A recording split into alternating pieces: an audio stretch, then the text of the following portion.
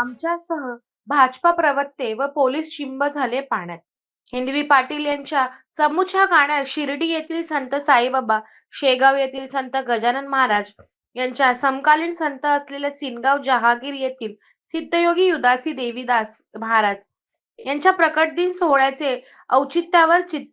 त्रिदिन कीर्तन सेवेनंतर गुढीपाडव्याच्या दिवशी नाटकांची परंपरा टिकवण्यासाठी आयोजित मराठमोळ्या कार्यक्रमात हिंदवी पाटील आणि त्यांच्यात चमूत असलेल्या नृत्यांगना सोना गायकवाड, जुई शेरकर यांच्या मराठमोळ्या गीतावर थिरकत असलेले पाऊल आणि अदाकारी बघण्यासाठी ग्रामस्थांनी उत्सुकता निमंत्रणानुसार